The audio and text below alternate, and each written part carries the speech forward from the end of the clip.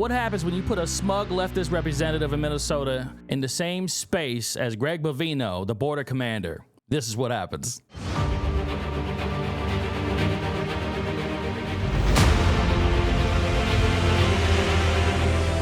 Here's Greg Bovino in the Capitol building in Minnesota when a representative walks up to him and starts essentially asking him dumb questions. This is pretty hilarious, so I suggest you watch the whole thing. We're going to be talking about it throughout the video. Watch. Kids have a right to have this experience.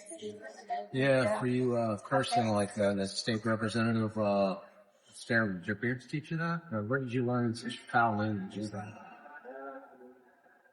Such a simple question. I'm asking you guys. Simple question there. Yeah. Yes. Where did you learn how to Learn how to, terrorize human beings? It's very interesting when we make our community safer. Your residents thank us, but you don't know that as a representative, do you? Could you explain to me I why? can. I'll tell you. The community thanks us, but you don't know that as a representative, huh? I mean, he makes a good point. Considering she's supposed to be representing the people, she seems to detach herself, or a lot of the left-wing representatives and congressmen seem to detach themselves from counter narratives to the one that they're trying to push, right? So if there's citizens that they represent that are actually celebrating what ICE is doing, they just tend to ignore that. Why are you not arresting criminals? Why are so few of the people that you have arrested and detained and deported people with criminal records? They're all criminals. They've all crossed the border illegally. Crossing the border illegally is a civil offense. No, 18 U.S.C. 1325 illegal entry. That's a federal crime. Yes. I love this part. She's so smug. She's so smug. And she's like, I mean, he just repeated the law directly to you. He's the border commander. He knows the law. This isn't some new law that came out of nowhere that Trump put in order. No. These are the laws that have been on the books for decades, and we're just finally enforcing them. It's still considered civil immigration enforcement. I'm assuming she pulls out her phone here to confirm what he just said to her. So her as a representative doesn't even know this law, and she's arguing against, ICE and what they're doing, and she doesn't even know the law. How is deporting construction workers protecting public safety? Deporting illegally aliens and criminals, making America a safer place. The double-digit drops in crime. Have you looked at your statistics nationwide? Or you don't care about Over that? the last, Since we've been conducting yes. Look at how she looks at him. She's just like, oh, man. He brought stats and facts? Oh, man, how do I respond to this, I'm just going to continue to look smug and not have a real response to anything he's saying. I commend Greg on being calm, collected, respectful, right? Double-digit drops in crime. correlation is not causation. When we're there, that does cause that. Then what causes it then? Well, I don't know. I saw a crime You don't know recently, and the exactly. crime was ICE shooting Exactly. a woman Mm-hmm. who was a bystander.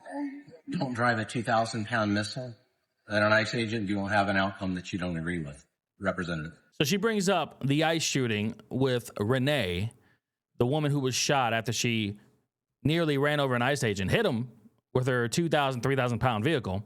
They're still trying to say that the ICE agent was at fault, that it was murder, when it was obvious he was defending himself, especially since his own personal camera footage came out showing exactly what happened.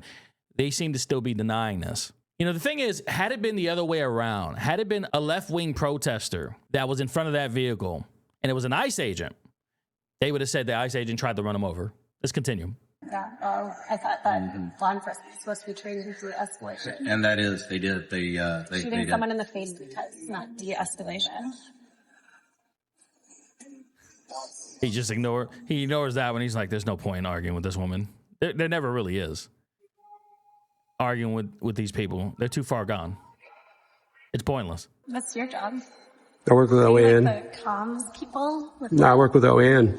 Oh, We love watching representatives use their First Amendment. I think it's fantastic. well, I'm a former member of the ACLU of Minnesota board, and I believe in the First Amendment.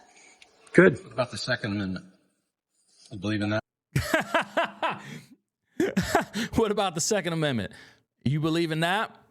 No, the leftists tend to pick and choose which amendments they agree with. And it depends on the situation, too, by the way. Depends on the situation, right? The context, if the context fits their narrative, they'll support it. Not have a strong. You don't have just the ones that suit you there, Representative, right? What about that Second Amendment? Well, I don't know if you heard, but we had a shooting in a school here in Minnesota recently, and What's that got to do with the Second Amendment?